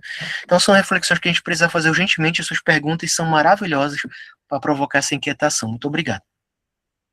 Só antes de... Obrigado, Maurílio, pelas considerações, e só antes de passar a palavra para o Fábio ele tinha combinado comigo que ele tinha um horário máximo, que era agora, que ele ainda tem compromissos para cumprir hoje. Então, eu vou devolver a palavra para ele, mas eu não sei se ele vai conseguir continuar por muito tempo com a gente. Está com a palavra, Fábio. E peço desculpa, na verdade, meu compromisso está bem aqui na sala, esperando. Todo o CNJ ainda tem uma audiência. Amanhã nós temos sessão, então hoje a gente tem audiências com os advogados. Essa questão de técnicas aí, digamos assim, especiais de solução de conflito aplicada a processos de violência, para mim é sempre muito, muito delicado, né? Sobretudo no campo da revitimização. A gente tem, o Maurílio falou sobre a questão de constelação, de fato, o CNJ não levou adiante projeto nesse sentido, né? Tem até recomendação no sentido de que não é ainda algo experimentado, apto a ser utilizado pelo sistema de justiça. Por outro lado, a gente tem a justiça restaurativa, que tem crescido, temos o Comitê Nacional aqui no CNJ e tudo mais, mas que também temos aqui, enquanto Comitê Nacional, uma dificuldade de admitir isso no campo da violência doméstica. E aí, Maiara, tem uma experiência bem interessante com relação a essa questão, né? E porque eu parto do exemplo da violência, da justiça restaurativa. A justiça, e aí eu acho que contempla um pouco tudo aquilo que você trouxe sobre, inclusive, os homens negros que estão ali, né, aquele lugar para reflexão. A justiça restaurativa, que tem uma forma especial de produzir a responsabilização, ela é uma justiça que tem, digamos assim, uma proposta interessante, mas vejam, o formulador da política é o homem branco, o executor da política é a mulher, e o destinatário da política é o homem negro. Então, a gente tem aí um cenário bem interessante para a gente avaliar toda essa questão que a Maiara colocou. Eu estive agora no segundo encontro nacional de mulheres na justiça restaurativa. Foi um encontro bem interessante, porque ali a gente trata de que a própria justiça precisa fazer essa reflexão. A própria justiça precisa fazer essa reflexão. Então, quando a Maiara traz essas questões, a gente pergunta, quem é que está pensando isso? Né? Quem é que está fazendo essa justiça? Né? Quem é que está conduzindo essas reflexões com esses homens? Quem é que está atendendo esses homens na sala de audiência? Quem é que está acompanhando essas vítimas? Quem é que está propondo fazer mediação nos processos de violência doméstica? Né? Quem está propondo isso? Né? De onde essas pessoas estão partindo? Qual é a motivação que elas estão tendo? Que argumentação, que fundamentação elas estão tendo para trazer esse tipo de coisa? Então, talvez o problema esteja na antessala. A gente olhar um pouquinho se o nosso próprio sistema de justiça não está, de alguma forma, desejando reproduzir algum tipo de assimetria, um tipo de violência travestido de justiça, travestido de solução de conflito, né? E aí entra aquilo que eu coloquei lá no início, né? Essa coisa da neutralidade da medida. Não, o que nós estamos produzindo aqui não é nenhum tipo de... E aí entra também a questão da violência organizacional. O que nós estamos produzindo aqui é a solução do conflito. E é um nome até, né? Solução alternativa, solução, etc. do conflito, quando na verdade a gente está, talvez, pondo em prática a manutenção de uma simetria no âmbito organizacional, aqui no âmbito da nossa instituição. Muito obrigado, viu, Fábio? Eu acredito que, como você disse, precisa sair, fica à vontade, nós todos agradecemos. Eu que agradeço muito, fico muito feliz da iniciativa pela Defensoria Pública, estar aqui com o Maurílio, que era da Defensoria Pública também, é uma alegria. No dia, segunda-feira estarei aí em Manaus, é Manaus, né, Maurílio? Segunda-feira estarei em Manaus para uma brevíssima apresentação aí sobre política nacional, e aí a gente fala sobre a questão dos direitos fundamentais e dos processos antidiscriminatórios via políticas nacionais do CNJ. Então, esse diálogo, infelizmente, não ocorre com tanta frequência, porque as agendas estão sempre tomadas de um monte de coisa, mas ele é muito necessário. Eu quero agradecer muito a esse debate e lamentar muito não poder ficar mais 10 minutinhos, porque senão eu vou ter problemas aqui com as pessoas que estão aqui esperando. E, Rogério, estou à disposição para os próximos convites e, mais uma vez, muito obrigado. Boa noite, gente. Obrigado, Fábio. Um abraço. Muito obrigado. Obrigada. Manaus. Olha, aí, agora... Rogério, só complementar uma coisa para a Maiara, lamentando aí que o Fábio teve que sair, mas muito feliz de tê-lo ouvido, inclusive. Maiara, só para deixar claro, tá? Não é que eu seja totalmente contra, o que eu sou contra é a obrigatoriedade. Por que isso? Porque volta a questão da autonomia da vítima, né? Eu também, se eu disser que eu sou totalmente contra, eu tô passando à frente da vítima. Então, o que eu quis dizer, só para deixar claro, viu, Rogério, para não ficar nenhum mal entendido, eu sou a favor da autonomia da vítima. Agora, criar como procedimento obrigatório e obrigar a vítima a isso, acho muito perigoso. Existe uma expressão que é a conciliação repressiva. Quando é que essa conciliação repressiva ocorreria? Um conceito que o Boaventura criou há mais de 2 décadas atrás. Seria a conciliação lastreada na ideia de que tem um sujeito empoderado e outro mais fraco. E que esse mais fraco acaba aceitando por medo, por não ter poder econômico e tudo mais. Se a gente obriga as mulheres em situação de violência doméstica sem avaliar a questão da sua autonomia e independência para participar daquilo, a gente pode estar criando contexto de conciliação repressiva. Obrigado, viu, Maurílio? E obrigado também, Maiara, pela pergunta. E agora vamos dar a palavra para o Davi, que ele levantou a mão já tem um tempinho, e depois vamos dar a palavra para o José Augusto. Davi, pode falar.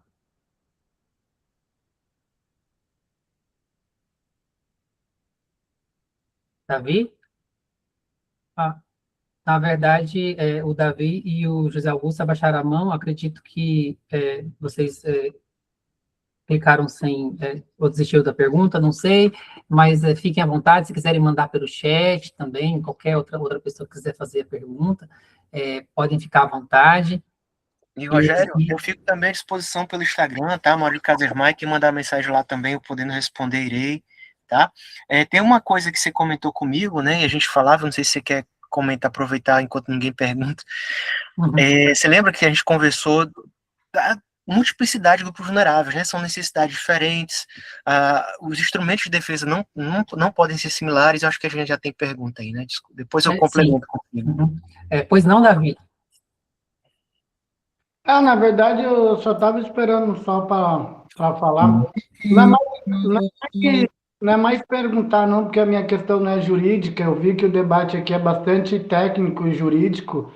Eu represento ao Negro, que é um movimento social que atua mais com as comunidades, né, com as políticas de igualdade racial para negros e negras. E o nosso intuito mais é criar essas políticas afirmativas que ele falou para que o judiciário possa trabalhar, né? Porque, no meu ponto de vista, por mais que hoje em dia a gente tenha uma defensoria que, no meu ponto de vista, ainda não é uma crítica assim, ativa, mas ainda ela é muito inacessível, porque eu trabalho com muitos territórios periféricos, com violência policial. A questão da democratização da informação, ela trouxe luz há muitas causas, e a própria legislação, como ele falou, que se atualizou com a questão do racismo e etc., ela trouxe à tona e jogou holofote sobre um dilema da população negra que antes era invisibilizada. Mas a partir do momento que você joga essa luz sobre esse dilema, esse problema e os crimes que são cometidos, o que acontece depois daí? E como, e aqui eu já agradeço a todos vocês, e o doutor que estava ali e teve que sair para resolver um problema, e isso também é um dilema do racismo institucional e estrutural, porque a gente tem com todo o perdão da palavra aqui, vejo que vocês são muitos operadores da lei do judiciário, a gente tem um judiciário ainda que é deficiente, que não consegue atender a demanda da população, e aí a população se vê podada, se vê lesada dos seus direitos, porque a partir do momento que a pessoa é vítima de racismo, tanto institucional quanto estrutural, ou as diversas formas que o racismo ele se apresenta na nossa sociedade, e como ele mesmo ali colocou, pela questão histórica, racial e econômica do nosso país, a conjuntura histórica que a gente tem, que na verdade culminou nessa situação que o povo negro hoje em dia se encontra, na verdade. Então, quando o negro ou a negra ela vai buscar a defensoria, quais são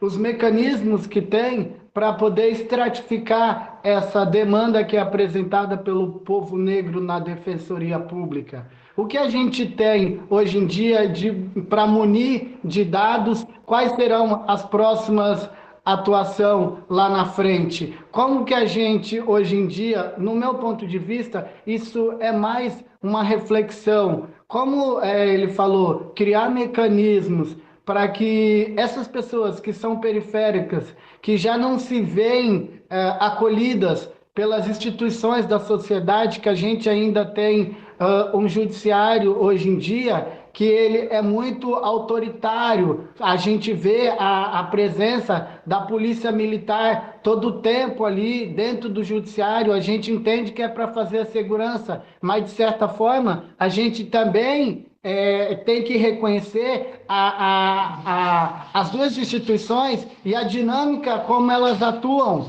Então, a partir do momento que você tem a polícia militar fazendo a segurança todo o tempo do judiciário, a polícia militar criada como ela foi, o para que ela foi criada, e você pega essa pessoa que é periférica, que vai até essa instituição, então, como que a gente faz para ter uma instituição mais acolhedora e ter uma dinâmica mais viável para que essa pessoa possa sair dali e ter a tua demanda contemplada com uma ação, ou como ele falou ali, lá na frente, para que essa pessoa não se torne só uma vítima, que não tenha, no caso, uma indenização ou qualquer tipo que essa pessoa seja contemplada judicialmente com a demanda dela, porque senão a gente vai ter pessoas que foram vítimas do racismo, a gente tem uma legislação, ao mesmo tempo que a gente tem uma legislação, tem a democratização da informação,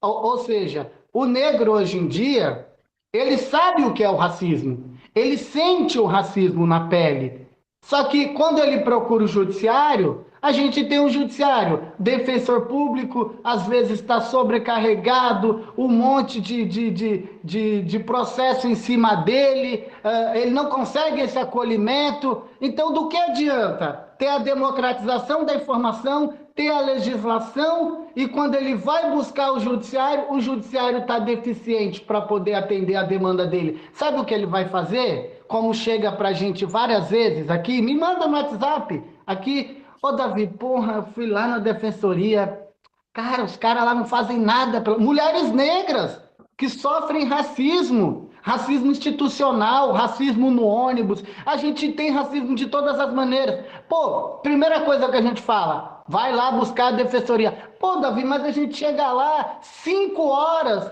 eu tô falando sobre racismo, a gente senta numa cadeira meio-dia, Davi, eu fiquei até 4 horas da tarde lá.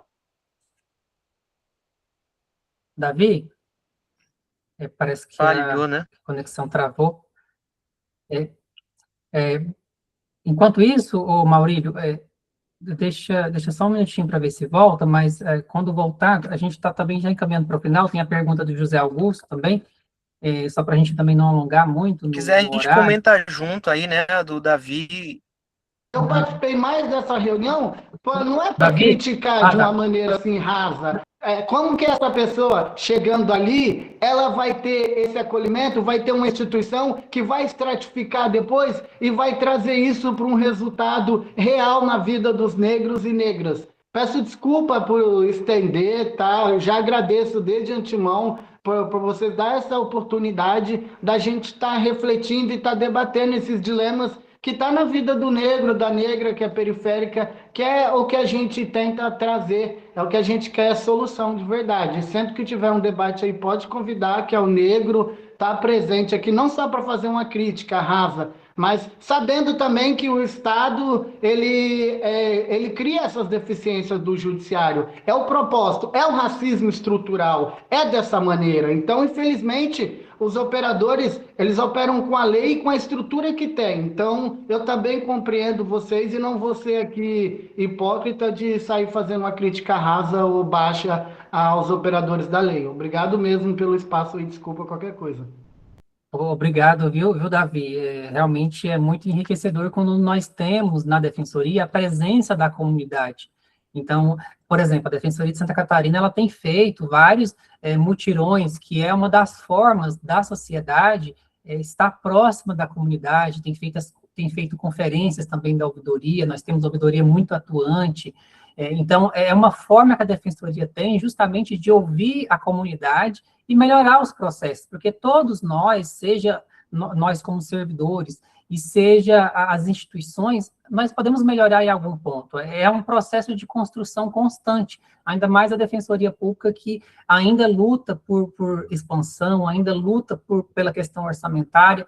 Então, realmente, a implementação de políticas públicas, a construção dos direitos na prática, né, além do que está previsto na legislação, é uma questão que precisa ser posta, e nós, como defensores públicos, estamos sempre tentando cada vez mais implementar esses direitos, e junto com os outros atores do sistema de justiça. Eu vou devolver a palavra rapidinho para o Maurílio, porque, como nosso convidado, ele pode trazer a questão do microsistema também, né? Eu até pegando o gancho aqui do que o Davi nos trouxe, né? Um abraço aqui do norte, amigo, né? Um abraço que vai de norte a sul aqui. Parabéns aí pela sua luta popular, pela sua luta pela questão racial, que é muito importante, é muito cara para a Defensoria Pública. A Defensoria que nasceu para ser instrumento democrático segundo a Constituição, então ela tem que ser um instrumento para você, para o seu time. E aí, veja só, você tocou nos assuntos que são bem estratégicos aqui nessa discussão do racismo estrutural. Você deve ter notado que eu estou repetindo aqui o debate sobre branqueamento orçamentário, né? Eu não sei se o Rogério tem ainda, agora eu vi o Thiago Yukio aqui pela lista também, eu não sei se vocês têm, só para comparar o número de membros do Ministério Público de Santa Catarina, o número de membros da Defensoria Pública. Historicamente, aí você falou das agências de controle, que historicamente recai principalmente sobre as pessoas negras, pardas, né, pretas, e aí você observa a estrutura que se deu orçamentária para esses grupos que caçam esse tipo de circunstância, e a estrutura orçamentária que se dá para o grupo que vai defender esses grupos, então, não só na área penal, claro, mas vai tomar essa dianteira para a defesa desses grupos. O quanto, Davi, uma defensoria que cresce a passos lentos, o quanto isso é interesse da estrutura, para se tentar se manter a estrutura como está, o quanto é interesse da estrutura que eu não tenho um núcleo racial em Santa Catarina, um núcleo racial no Amazonas, o quanto poderia incomodar o status quo isso tudo? Por que a gente vai investir numa instituição que vai querer mudar as coisas como elas são, né? Alguns estados a defensoria está muito à frente, já cresceu bastante, mas ainda falta mais. Noutros, como Santa Catarina, uma defensoria super jovem, teve que vir a fórceps, né? Quando eu cheguei aqui no interior aqui do meu estado, e eu comecei a recorrer de tudo, porque o juiz decidia de modo que agradava o Ministério Público. E o advogado ativo, pelo que o juiz jogou na minha cara, não recorri. Ele falou bem assim para mim: ô Maurílio, agora eu vou ter que mudar minhas decisões. Olha o Mário que eu vi. Agora eu vou ter que mudar minhas decisões porque sempre alguém recorre. Eu falei: doutor, é assim que é o sistema, né? E aí ele brincou, ele concluiu assim: eu prefiro o dativo, que não recorre e tal. Então, assim, não estou dizendo que isso é generalizado, pelo amor de Deus, mas veja só, naquele contexto que ele deixou claro, brincando, supostamente brincando, por que um defensor, uma defensora pública em tese incomoda ou deveria incomodar? Porque a gente tem garantia de inamovibilidade, independência funcional, que é a mesma que tem um promotor que acusa e um juiz que julga. Então isso tudo causa muito incômodo no sistema, porque o sistema está acostumado a ser daquele jeitinho que você comentou pra gente.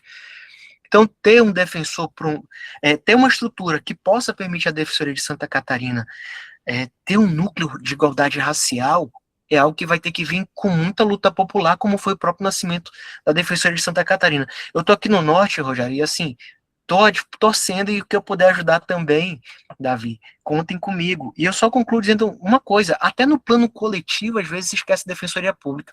O Thiago, se ainda estiver aqui, não vai me deixar mentir. Teve uma pauta de procedimento repetitivo, que fixa uma tese para todo o tribunal, que a Defensoria Pública sequer foi lembrada, sendo que ela, naquele tipo de processo penal, é ela que defende geralmente as pessoas mais estigmatizadas, e ela não foi lembrada para ser ouvida como instituição. Hoje a Defensoria de Santa Catarina leva a esperança de todo o Brasil num recurso no STJ, que vai discutir sobre essa possibilidade, esse dever de ouvir a Defensoria Pública como aquela que mais defende os excluídos. Aí o que a gente teve? Uma falta de representatividade jurídica discursiva para quem mais se ferra quando não se produz uma prova que acaba condenando inocentes. Então a Defensoria de Santa Catarina, com o recurso que tem, com esse número parco aí, que eu vou pedir que aí o Thiago já colocou pra gente. Obrigado, meu amigo. Olha só, número de juízes de Santa Catarina, 660, membros do Ministério Público, o estado que tem a responsabilidade de acusar geralmente, 548, defensores públicos, 150. Qual o interesse que se tem, e o sistema deveria ser assim, segundo a Constituição, de onde tem um promotor, tem também alguém para defender. Qual o interesse que se tem em promover isso? Por que só tem 150 defensores públicos e 548 promotores de justiça para, dentre outras funções, acusar, né?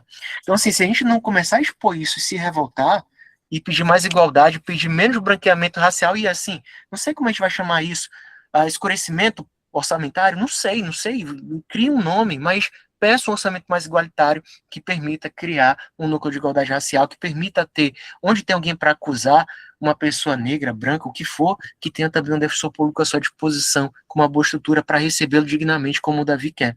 Então aqui meu protesto, tá, para que o Estado de Santa Catarina possa ser mais igualitário, inclusive no sistema de justiça, permitindo mais acesso para suprir toda essa dificuldade que o Davi mencionou.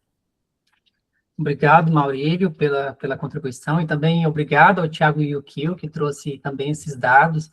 E o que eu falo, né, quanto a essa fala do Maurílio, da Maiara e do Davi, é que a luta por direitos, ela é constante. Então, a gente, às vezes, pode ter a ilusão de que algumas questões estão conquistadas. Por exemplo, o voto das mulheres. As mulheres votam há pouco tempo, não tem nem 150 anos que as mulheres conseguiram o direito de votar. Então, a luta por direitos, ela é uma luta constante e ela não está garantida. Nada de que nós conseguimos de direitos, isso está garantido. Então, é necessário, por isso que é necessário ter debates, né?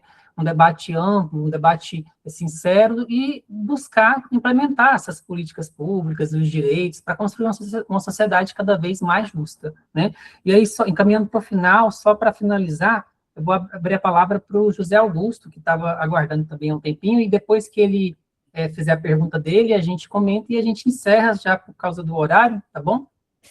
Não, só uma complementação pelo Dr. Maurílio sobre o que ele falou sobre um tema muito interessante, sobre o branqueamento do orçamento público, e qual que seria essa relação desse branqueamento com o próprio orçamento participativo, em relação até essa última fala que o doutor fez.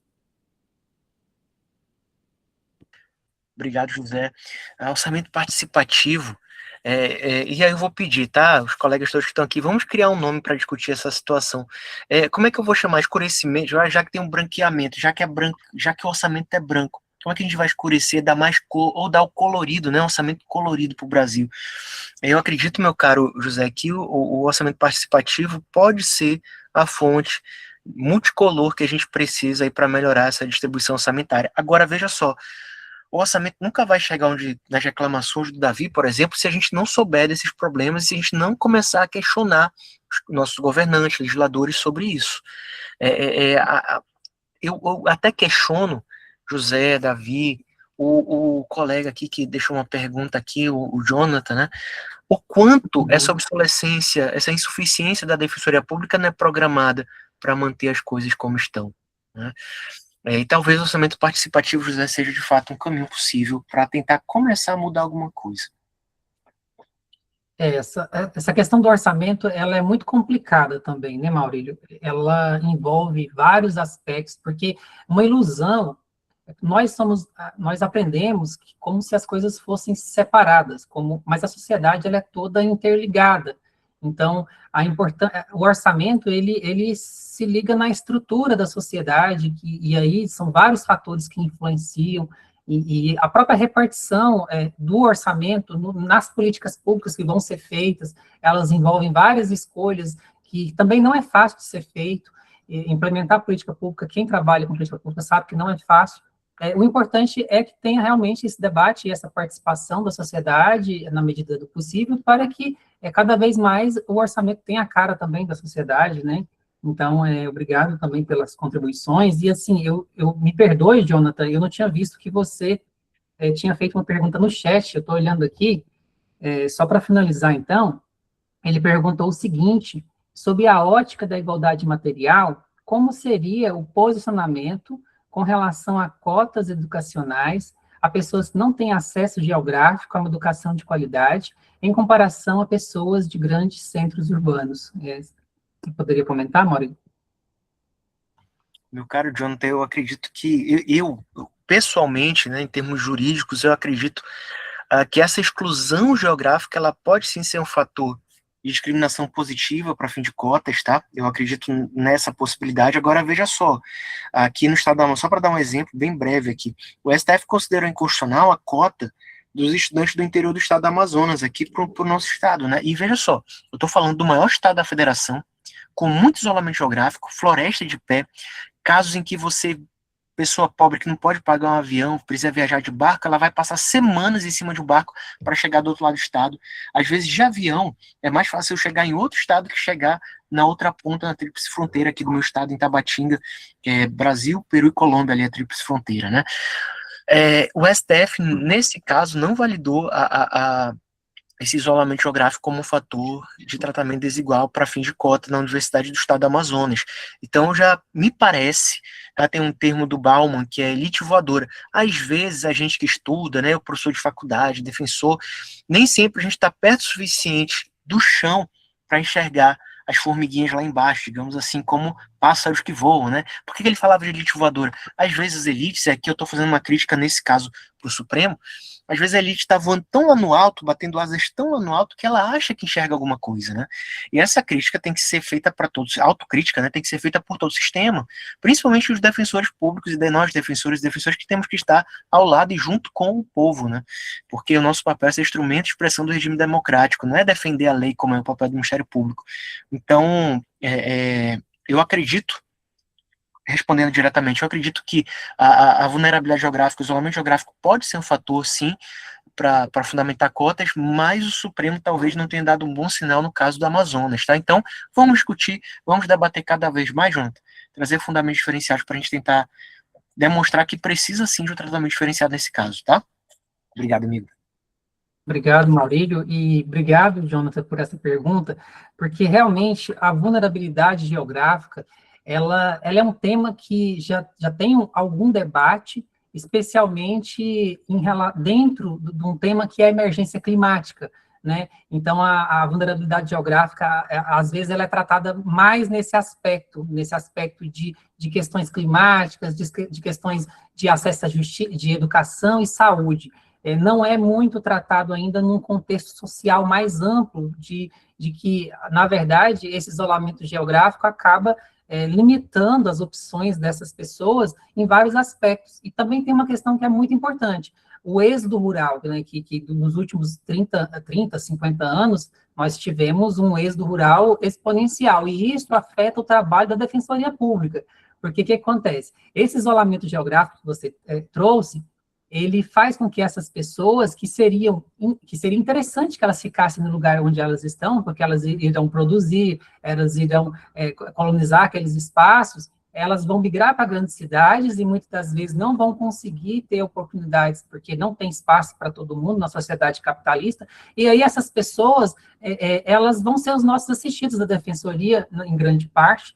Então, essa sua pergunta ela é muito pertinente nesse ponto, porque realmente pessoas que ficam em extrema vulnerabilidade e deixam também de trazer para a sociedade conhecimentos ancestrais, por exemplo, que eles poderiam estar aplicando se eles continuassem fixados ali, ou se eles tivessem acesso aos meios de produção de conhecimento, né? Como o Maurílio disse, a questão do conhecimento também há um controle de onde vem, do locus de geração desse conhecimento, né?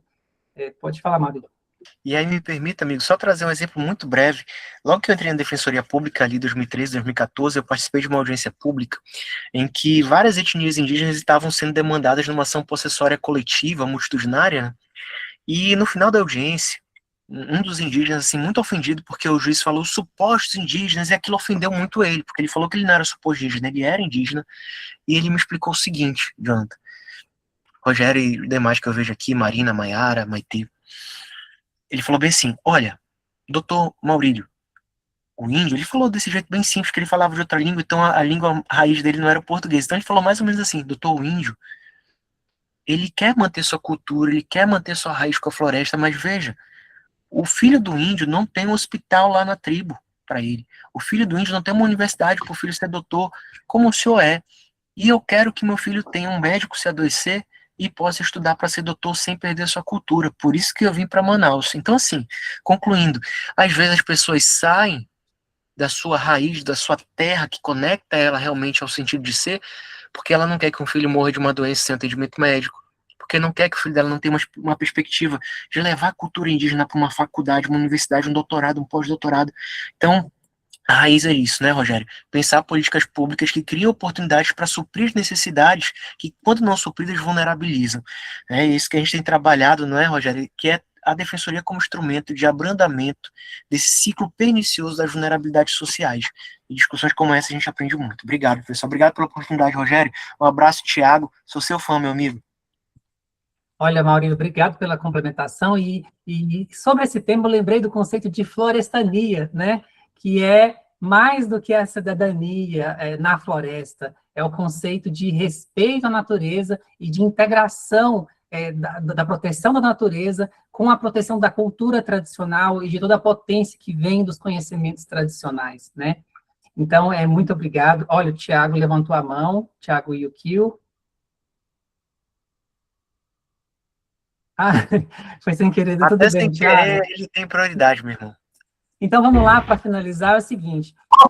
Só uma partezinha, se vocês permitirem, e também, no meu ponto de vista, isso também está muito ligado a um tema que a gente debate muito, que é a questão do racismo ambiental, né? No meu ponto de vista, que aquelas pessoas que são negras, indígenas, pardos, os ribeirinhos, são os que estão mais expostos por não conseguir acessar o mercado formal nos grandes centros, né? E vítimas. O Maurílio é do Rio Grande do Sul, você é de Porto Alegre? Eu tô no extremo, eu tô com o seu amazonense, cara, de Manaus, extremo norte, tô no meio da floresta aqui, Mas inclusive. na Amazonas, todas as capitais, a gente vê esse processo de gentrificação acontecendo e as Manaus não é minorias exceção.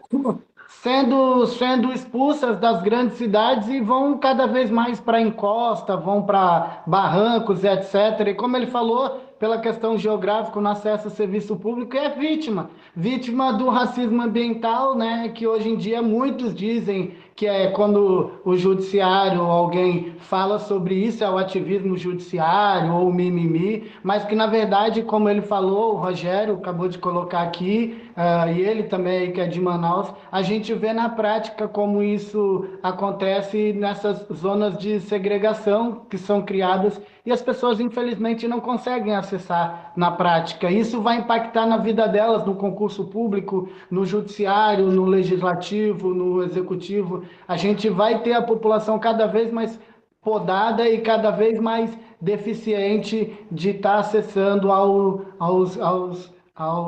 às instituições e, consequentemente, isso vai ser uma subrepresentação, como foi falado lá atrás também, e os espaços de poderes. Então, pela essa estrutura fica difícil a gente realmente ter igualdade racial, igualdade de gênero, ou uma igualdade social sequer, ou sonhar com um país melhor. É óbvio, como ele falou ali, a gente tem que fazer a luta por um judiciário mais igual, mais igualitário. A gente está junto, está construindo, e obrigado mesmo já de antemão por dar essa oportunidade para o negro, para a gente que representa o movimento negro, estar aqui junto com vocês debatendo isso, porque é muito enriquecedor estar com membros do judiciário, e eu fico muito feliz de ver que tem gente que pensa dessa maneira dentro do judiciário e que sonha em ter um judiciário que realmente opere para atender minimamente as demandas da população. Obrigado mesmo.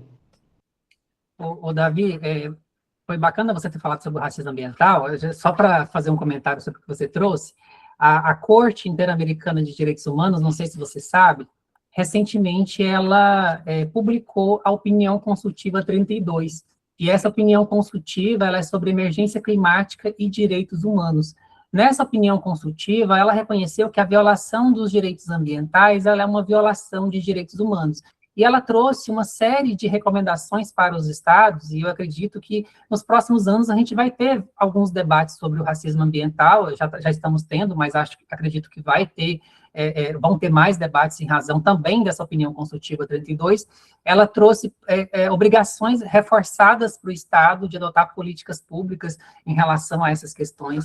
Ela trouxe o reconhecimento de direitos, inclusive o direito ao meio ambiente ecologicamente equilibrado, e o reconhecimento dessas violações que pode originar das emergências climáticas e também da questão geográfica, que tem tudo a ver, né?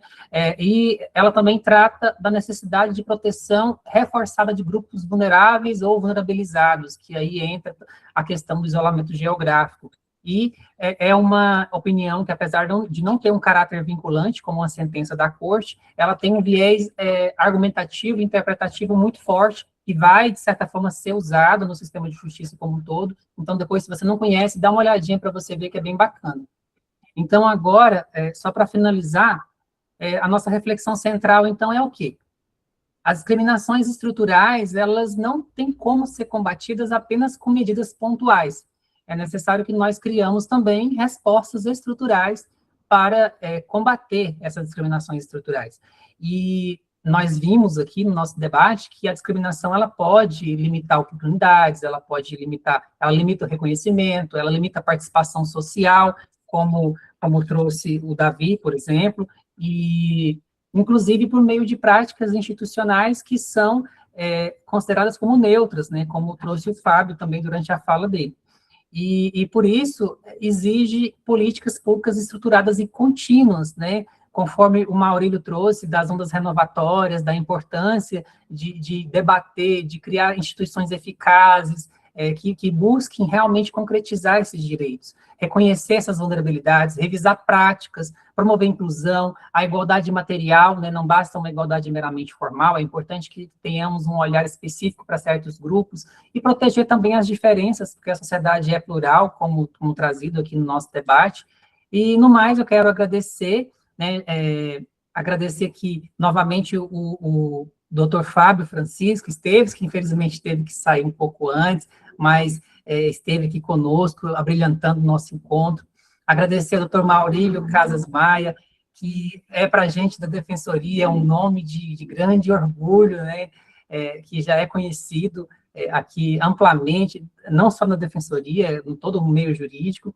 Agradecer à Defensoria Pública de Santa Catarina, que nos permitiu ter essa noite de debate, agradecer ao SECADEP da Defensoria Pública de Santa Catarina, e agradecer a todos vocês, né, que em plena segunda-feira, 21h17, estão aqui com a gente, debatendo como construir uma sociedade mais justa e mais solidária. Então, eu vou abrir agora só a palavra para o Maurílio, falar as palavras finais dele, e a gente encerra. Meu amigo, eu quero só agradecer a você, a Defensoria de Santa Catarina, pela oportunidade de dialogar com essas pessoas aqui maravilhosas, que se estão aqui é porque elas são, de fato, diferenciadas, estão interessadas em tornar o mundo melhor, entre advogados, ativistas sociais, entre outros estudantes, eu acredito que tem aqui também. Fico à disposição pelas redes sociais, aí, Maurílio Casas Maia, meu Instagram, meu e-mail, para quem quiser mandar, é mauriliomaia@gmail, tá? Fico à disposição, meu amigo, eu acredito que aqui é só o começo de uma conversa, e eu acredito que vocês vão me dar notícias boas daqui a meses, anos, a gente vai conseguir mudar as coisas. Sucesso. Obrigado. Muito obrigado, pessoal. E se vocês quiserem ver esse encontro, vocês podem vir lá depois no YouTube, beleza? Até mais, abraço. Obrigada.